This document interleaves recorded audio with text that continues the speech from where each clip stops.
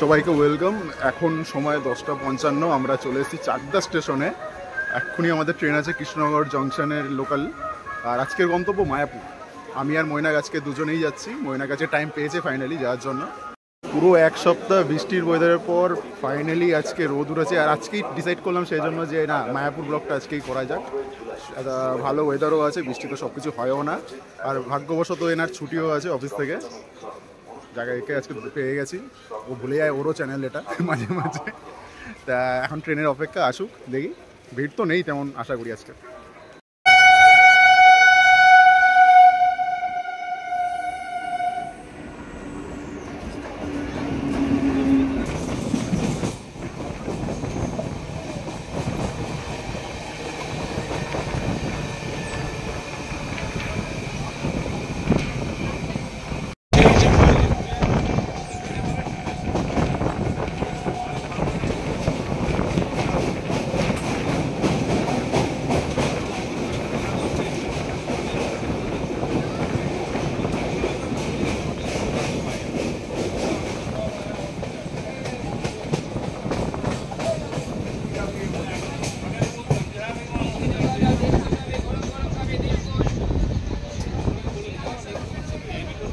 আপনারা যারা যারা কলকাতা থাকেন আর মায়াপুর আসছেন ট্রেনে, শিয়ালদা সেকশনের লোকরা কৃষ্ণনগর লোকাল ধরে চলে আসতে পারে কৃষ্ণনগর, আর এখান থেকে ফেরি করে মায়াপুর।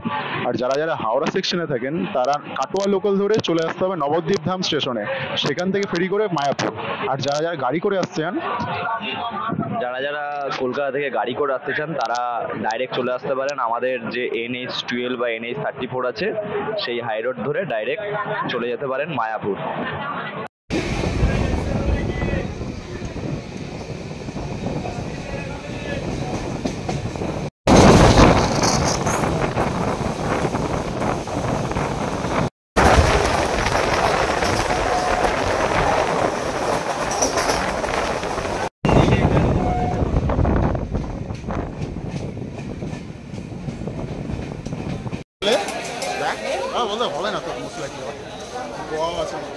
এখন সময় 12:02। আমরা এখন পৌঁছে গেছি কৃষ্ণনগর সিটি জংশন। চাকদা থেকে আমরা যখন রওনা দিয়েছিলাম তখন সেখানে বৃষ্টি কিছু ছিল না, অনেকটাই রোদ ছিল। এখন কৃষ্ণনগর স্টেশনে নামার পরে এখন এখানে যথেষ্টই মেঘলা ওয়েদার, একটু আগে বৃষ্টিও হচ্ছিল। তাই আমরা এখন ঠিক করলাম যে কৃষ্ণনগর স্টেশন থেকে বাইরে বেরিয়ে এখানে টোটো স্ট্যান্ড আছে, অটো স্ট্যান্ড আছে, ইভেন বাসও আছে। তো আমরা এখন এখানে অটো করে বা টোটো করে আমরা এখন চলে যাব হচ্ছে মায়াপুর ফেরিঘাটে। তো ফেরিঘাটে গিয়ে আমরা ওখানে লঞ্চ বা ট্রলার ধরবো। ট্রলার ধরে আমরা চলে যাব মায়াপুর ঘাটে। দেখি অটো টোটো কত ভাড়া কী বলে। আর মায়াপুর যাওয়ার জন্য সবচেয়ে বেস্ট হবে অটো করে ফেরিঘাটেই যাওয়া, কারণ এখান থেকে সময় সবচেয়ে কম লাগে। আর বাসে যেতে গেলে আপনাদের ওই এখান থেকে আমাদের হাই রোডে তুলে সেখান থেকে মায়াপুর নিয়ে যাবে। কত গো ভাড়া মায়াপুরে ফেরিঘাটে? 60 টাকা পার হেড ফেরিঘাটে। আর শেয়ারে 8 টাকা, 60 না 7? 60। ঠিক আছে, দেখি। আচ্ছা, 60 রুপি পার হেড। আমি জানি না আগে এত টাকা ছিল কিনা, এখন আমি অ্যাকচুয়ালি মনে হচ্ছে অনেক টাকা নিচ্ছে। অনেক দরদাম করার পর টোটোটা ফাইনালি রাজি হলো 50 টাকা পার হেড দিয়ে যেতে। অটোও ছিল, অটোতে 40 টাকা পার হেড, কিন্তু অটো ছাড়তে টাইম ছিল। আর সময় আজকে একটু কম, কারণ লেটে বেরিয়েছি। আর এখন যা ওয়েদার, বৃষ্টি হালকা হালকা পড়ছে টুকটাক, তাই ভাবলাম থাক, বেশি টাইম ওয়েস্ট না করে এগিয়ে যাই যাত্রাপথের দিকে।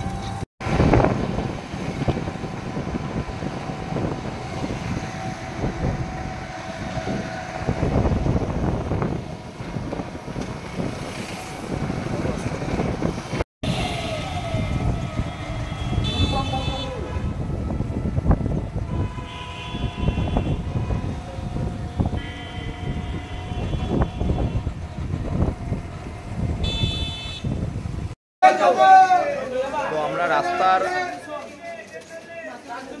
আমরা রাস্তার আশেপাশে সুন্দর দৃশ্য দেখতে দেখতে ফাইনালি আমরা চলে আসলাম মায়াপুর ঘাট। তো আপনারা যদি কখনো মায়াপুর ঘাটে আসেন তো আপনারা বলবেন যে আমরা হুলোর ঘাটে যাব। তো স্টেশন থেকে নেমেই আপনারা টোটো অটো পেয়ে যাবেন। আর অটোতে ভাড়া হচ্ছে মাথা পিছু 60 টাকা করে। আর টোটো ভাড়া হচ্ছে 50 টাকা করে। সেখানে আপনারা যদি অবশ্যই দরদাম করতে পারেন তো সেখানে অনেক কম সম হবে।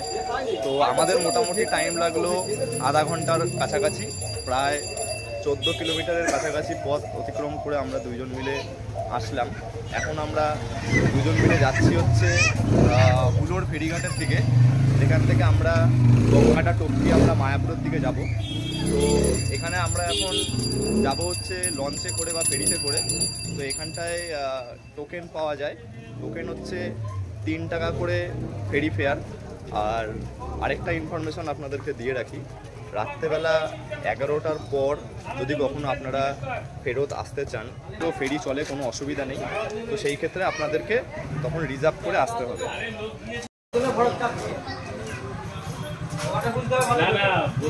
সাইকেলে করে মাল নিয়ে গিয়েছে। দুদিন যেতে পারে না, একদিন যদি যায় তাহলে আমার ঠিক ঠিক সকালবেলা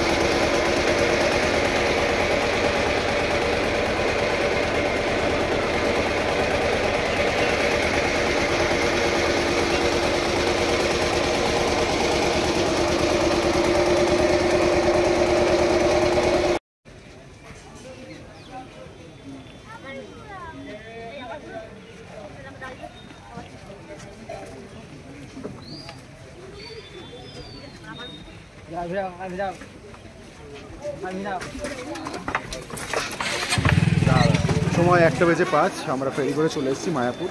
আজকে বৃষ্টির জন্য হোক বা অন্য কারণ হোক, সানডে হিসাবে প্রচণ্ডই ভিড় কম আছে আজকে। আর মানুষজনের চেয়ে বেশি সত্যি কথা বলতে টোটো এখানে আপাতত আপনাদের দেখাই।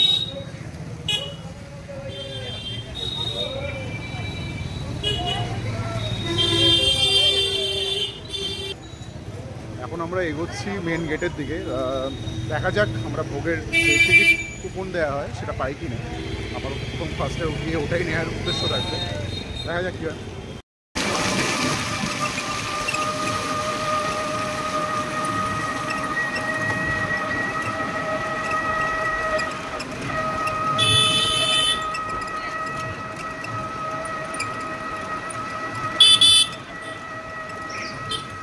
মায়াপুর, যেখানে বস্তুগত পৃথিবী আর আধ্যাত্মিক পৃথিবীর মিলন ঘটছে। আর সেই জন্যই লোকে বলে থাকে এই মায়াপুর আর বৃন্দাবনের মধ্যে কোনো ডিফারেন্স নেই। এই মায়াপুরে এক সময় যেমন শ্রীকৃষ্ণ ঠাকুর তার ভাই বলরাম ঠাকুরের সাথে প্রকট হয়েছিলেন, ঠিক সেইভাবেই চৈতন্য মহাপ্রভু তার ভাই নিত্যানন্দ মহাপ্রভুর সাথে এখানেই প্রকট হয়েছিলেন। আর সেইখান থেকেই শুরু হয়েছিল গৌর বৈষ্ণবের জন্ম।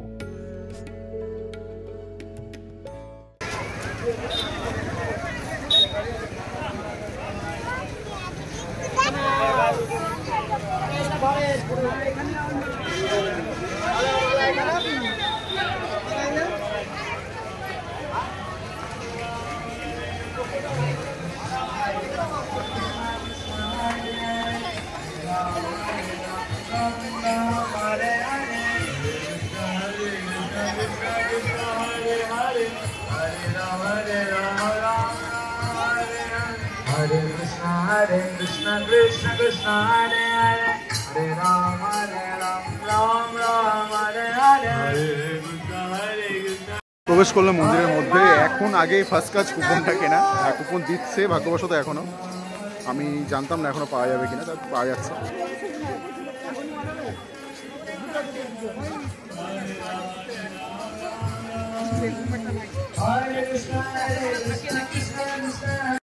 এখানে অনেকগুলোই হল আছে প্রসাদ নেওয়ার জন্য, প্রসাদের কুপন নেওয়ার জন্য, কিন্তু আমরা পেলাম হচ্ছে সুলভ প্রসাদ হলে। গীতা ভবনেরটা বন্ধ ছিল দেখলাম। আর গীতা ভবনে নর্মালি আমরা খাই। আর এটা হচ্ছে সব স্টল, নানা রকমের জিনিসপত্র বিক্রি হয় এখানে।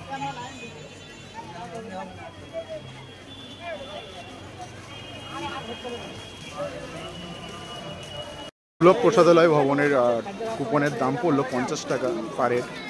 আর গীতা ভবনে আমি লাস্টবার যখন নিয়েছিলাম তখন 30 টাকা করে। এখানে নানা রকম ভবনে নানা রকমের খাবারের জিনিসপত্র দেয়, নানা রকম প্রাইস হয় একটা।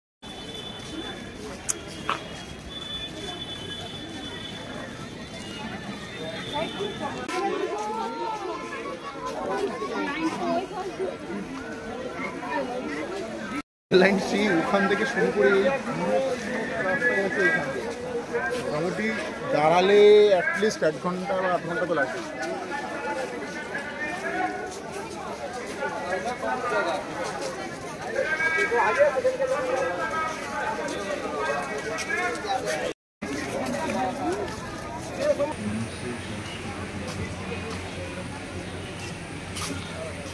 এটা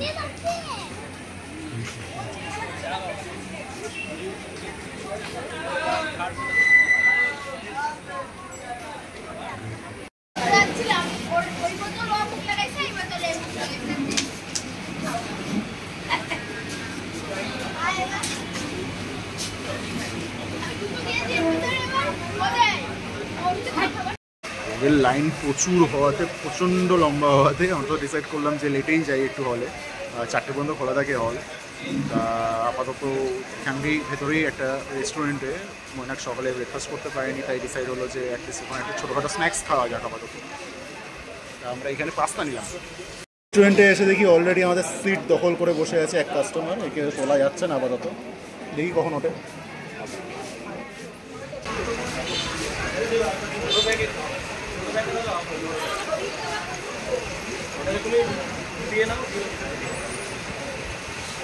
কেমন মন্দিরের কমপ্লেক্স এরিয়াটা প্রচণ্ডই বড় ভেতরে। আপনারা যদি চান যে এখানে অটো বা টোটো করে ঘুরতে, তাহলে ভেতরে অটো বা টোটোর ব্যবস্থাও আছে। এখন আমরা যাচ্ছি গোশালার দিকে। সামনেই মনে হয় টোটো স্ট্যান্ডটা রয়েছে সামনেও, সেখানে গিয়ে টোটোটা ভাড়া জিজ্ঞেস করে দেখি কত টাকা। 2 জন গোশালা 15 টাকা, 30 টাকা।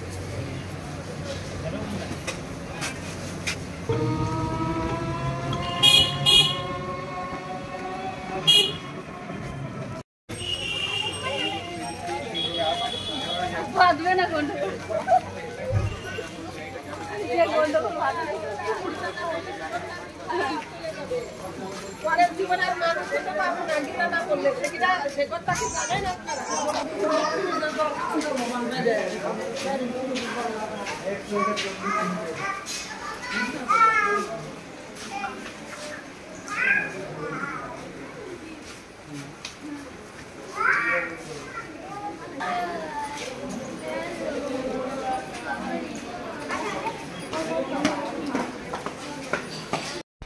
আমরা এখন এসছি মায়াপুরের এখানে ভেতরেই গোশালাতে। আপনারা এখানটায় ভিজিট করে দেখবেন, খুবই ভালো সুন্দর জায়গাটা।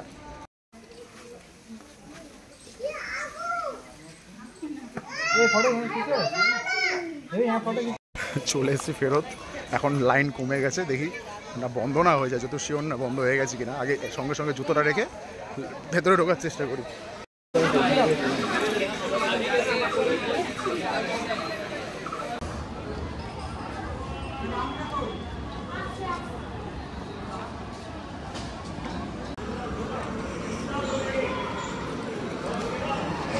আমাদের টিকিট সেই বাবা টিকিটটা হাতে রাখতে পারছেন না।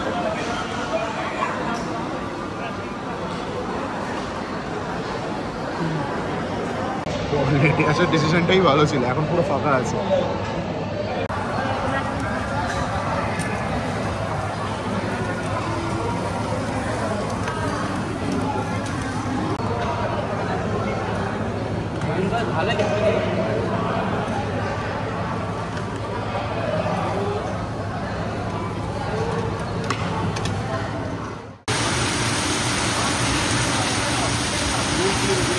এদের মন আর ওয়েস্ট বেঙ্গলের ওয়েদার দুটোই বলা মুশকিল। এই ছিল রোদ, এখন শুরু হয়ে গেল অঝরে বৃষ্টি। খাওয়ার মানে প্রসাদ খেয়ে বেরিয়েই আটকে গেলাম দুজনেই বৃষ্টিতে। এখন মন্দিরের লাইন দেবো, জানি না সম্ভব হবে কিনা। আপাতত বৃষ্টির মধ্যেই বেরিয়ে গেছি, ছাতা আনতেও ভুলে গেছি, রোদ দেখে ছাতা আনার বাড়িতে মাথায়ও আসলো না। এখন পুরো ফেসে গেছি, যাই দেখি লাইনের ওখানে কি পরিস্থিতি ওখানকার। ঘুরতে ঘুরতে বৃষ্টিতে দাঁড়িয়ে এই দাদার সাথে দেখা হলো। দাদা বিহার থেকে একা এসছে মায়াপুর। तो भैया कैसा लग रहा है घूम के? हमको बहुत अच्छा लग रहा है। चलो बारिश में घूमना बाकी है, बारिश की वजह से आदमी थम गया है। হ্যাঁ अभी तो और भी घूमना है। আমরাও এখনো মন্দিরে প্রবেশ করিনি, ইনিও ওয়েট করছে আমাদের সাথে মন্দিরে যাবে বলে। কিন্তু এই যা বৃষ্টি শুরু হয়ে গেল, মনে হচ্ছে না আজকে অ্যাটলিস্ট আলো থাকতে থাকতে দেখা হবে। দেখা যাক কখন বৃষ্টিটা কমে।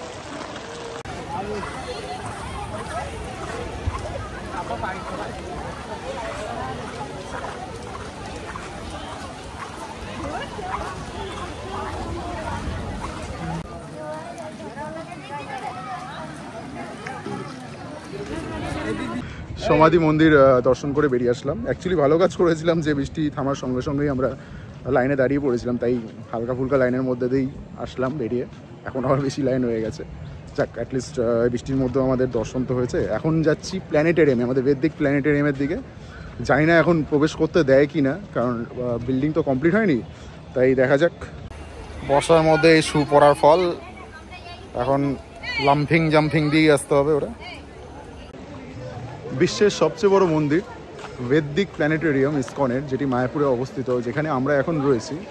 তা এখনও কমপ্লিট হয়নি, 2026-এ কমপ্লিট হবে। তাও ভাবলাম ঘুরতে এসেছি যখন, ভেতরটা তো একবার ঘুরে আসা উচিত আর আপনাদেরও দেখানো উচিত। তাই 50 টাকা পার হেড এই কুপন, আর একটা কুপনেই দুজন। কুপনটা দেখতে খুব সুন্দর। তা এখন ভেতরে যাবো। ভেতরে আমি শুনলাম মোবাইল অ্যালাও আছে। মোবাইল জুতো পরে যেতে হয় কিনা মাথায় নেই, বাট মোবাইল অ্যালাও আছে। তা দেখা যাক, ভেতরে যাই। অ্যাকচুয়ালি আমরা এখনই জানতে পারলাম এটা হচ্ছে আমরা যে ডোনেশন দিয়েছি 100 টাকা, মানে বললো যে কুপন 50 টাকা পার হেড, বাট এটা অ্যাকচুয়ালি 100 টাকার ডোনেশন, আর সেটা হচ্ছে সার্টিফিকেট। সেই জন্যই এত সুন্দর দেখতে, যদিও ভিজে গেছে বৃষ্টির জন্য।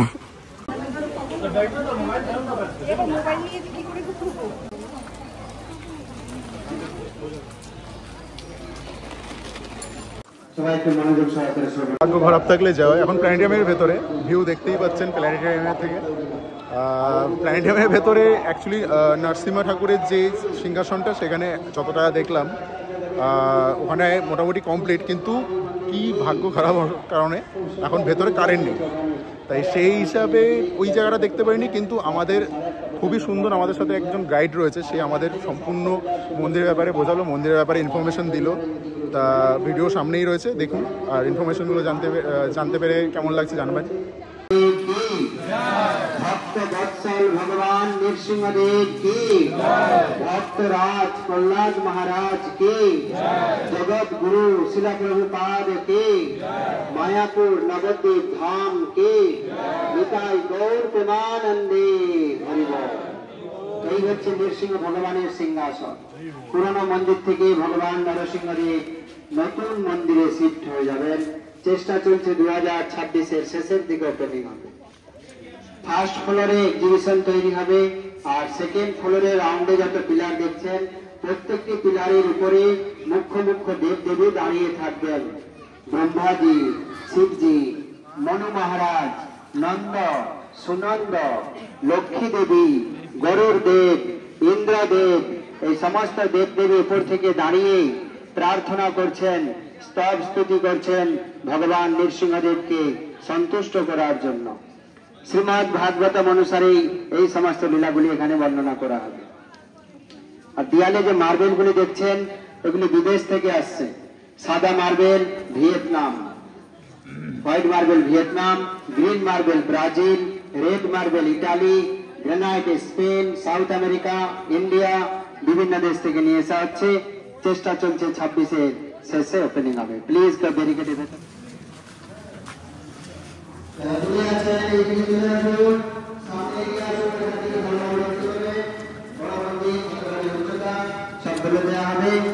এই হচ্ছে মেন মন্দির, যার উচ্চতা 350 ফুট, গ্রাউন্ড ফ্লোর থেকে সুদর্শন চক্র পর্যন্ত। বাইরের থেকে যে তিনটা চূড়া দেখতে পাওয়া যায়, পূর্ব দিকে আমরা দেখলাম নৃসিংহ ভগবানের মন্দির, যে স্থানে আমরা দাঁড়িয়ে রয়েছে এটা হচ্ছে মেন মন্দির। পশ্চিম দিকে আরেকটি ডোম রয়েছে ভজন কুটিরের দিকে, ওয়েস্টার্ন সাইড, ওখানে থিয়েটার ডোম তৈরি হবে। থিয়েটারের মাধ্যমে সমস্ত সৃষ্টি তত্ত্ব দেখানো হবে। তো এখানে দেখুন 3টি সিংহাসন, যাই আন্দাজ যাই। বাঁদিক থেকে প্রথম সিংহাসনে থাকবে গুরু পরম্পরা বৈষ্ণব আচার্যগণ, মিডিলে থাকবে মাঝখানে মহাপ্রভু পঞ্চতত্ত্ব, রাইট সাইড ডান দিকে থাকবে শ্রী শ্রী রাধা মাধব অষ্ট সখী, নতুন করে কোনো ভগবানের বিগ্রহ প্রতিষ্ঠা হবে না। পুরনো মন্দির থেকেই ঠাকুরজি নতুন মন্দিরে শিফট হয়ে যাবেন। চেষ্টা চলছে 26 সালের শেষের দিকে ওপেনিং হবে। তো এখানে দেখুন 3টি সিংহাসন, বাঁদিকে গুরু পরম্পরা, মাঝখানে মহাপ্রভু পঞ্চতত্ত্ব, ডান দিকে রাধা মাধব অষ্টসখী। ওই ঠাকুরজি এখানে শিফট হয়ে যাবে, পুরনো থেকে নতুন মন্দিরে চলে আসবেন। First floor, second floor, third floor পর্যন্ত এক্সিবিশন তৈরি হবে। পরে আপনারা উপরে উঠে ঘুরে ঘুরে দর্শন করতে পারবেন। এখানে বৃহৎ ভাগবতম অনুসারে গোপকুমারের সমস্ত লীলা বর্ণনা করা হবে। গোপ কুমার বৃহৎ ভাগবতম 3D পিকচারের মাধ্যমে বর্ণনা করা হবে। এক্সিবিশন তৈরি হবে। উপরের দিকে তাকান, মাঝখান থেকে দেখুন একটি রশ্মি নেমে আসছে মিডিল থেকে। ওখান থেকে একটি ঝাড়বাতি ঝুলানো থাকবে, একটি স্যান্ডেলিয়ার। এই যে নিচে তৈরি হচ্ছে দেখতে পাচ্ছেন, এই ঝাড়বাতিটি উপর থেকে ঝুলানো থাকবে। এক একটা ব্রহ্মাণ্ড এইভাবে ঘুরতে থাকবে। শ্রীমদ্ ভাগবতম অনুসারে আপনারা এখানে দেখতে পাবেন 14 ভুবন, 14 স্টেপ। আমরা রয়েছি পৃথিবীর মাঝখানে, যেটাকে বলা হয় মর্তলোক। আসলে কিন্তু এটা কি লোক? মৃত্যু লোক। মৃত্যু লোকে রয়েছে আমরা। এখানে সবাইকে এক না একদিন মরতে হবে, মরতে সবাইকে হবে। মৃত্যু লোকে রয়েছে। উপরে আছে 7 প্ল্যানেট, নিচে আছে 7 প্ল্যানেট। আমাদের উপরে যে 7 স্টেপ রয়েছে, ভূ, ভুব, স, জন, তপ, মহা, সত্য। তারপরে আছে চিন্ময় ধাম, যেখানে থাকেন ভগবান বিষ্ণু। বৈকুণ্ঠ ধাম যেটাকে বলা হয়। সবার উপরে রয়েছে রাধা কৃষ্ণের ধাম, গোলক, বৃন্দাবন। গোলক, বৃন্দাবন। এক একটি ব্রহ্মাণ্ড এইভাবে ঘুরতে থাকবে, যাতে মানুষ ক্লিয়ারলি বুঝতে পারে যে আমাদের ওপরে কটা লোক রয়েছে। দেবদেবী কোথায় থাকেন, শিবজি কোথায় থাকেন, ব্রহ্মাজি কোথায় থাকেন, ঋষি মুনি লোকেরা কোথায় থাকেন, ভগবান বিষ্ণু কোথায় থাকেন এবং রাধা কৃষ্ণ কোথায় থাকে। আপনি এখান থেকে ক্লিয়ারলি বুঝতে পারবেন। এখন আপনি ডিসাইড করুন আপনি কোথায় যেতে চান। আপনার সিদ্ধান্ত অনুসারেই সেই লোকে আপনি পৌঁছবেন। নিচে আছে 7 স্টেপ, তল, অতল, ভূতল, সুতল, মহাতল, তলাতল, রসতল। শ্রী 3য় নম্বর ডোমে থিয়েটারের মাধ্যমে বর্ণনা করা হয়। ভালো কর্ম করলে প্রমোশন, খারাপ কর্ম করলে ডিমোশন। এই জন্য এই মন্দিরের নাম TOVP, টেম্পল অফ বৈদিক প্ল্যানেটোরিয়াম। টেম্পল অফ বৈদিক প্ল্যানেটোরিয়াম, একটা অদ্ভুত বৈদিক তারামণ্ডল মন্দির, যেটা আর কোনো মন্দিরে দেখানো হয় না। আপনার সিদ্ধান্ত অনুসারেই আপনি সেই লোকে পৌঁছাবেন। যারা দেবদেবীর পুজো করছেন স্বর্গলোকে যাবেন, শিবজির ভক্ত শিবলোকে যাবেন, ব্রহ্মাজির ভক্ত ব্রহ্মলোকে যাবেন, ঋষিমুনির ভক্ত ঋষিমুনি লোকে যাবেন, ভগবান বিষ্ণুর ভক্ত বৈকুণ্ঠে যাবেন, রাধা কৃষ্ণের ভক্ত ব্যাক টু গড হেড গোলক বৃন্দাবনে যাবেন।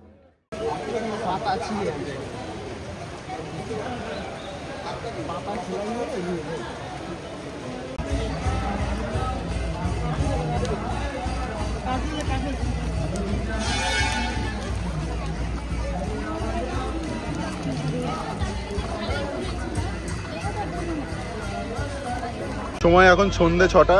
আমরা এখন রওনা দিলাম বাড়ির উদ্দেশ্যে। ইচ্ছা অনেক কিছুই ছিল, প্ল্যান অনেক কিছু ছিল, কিন্তু বৃষ্টির কারণে আর হলো না।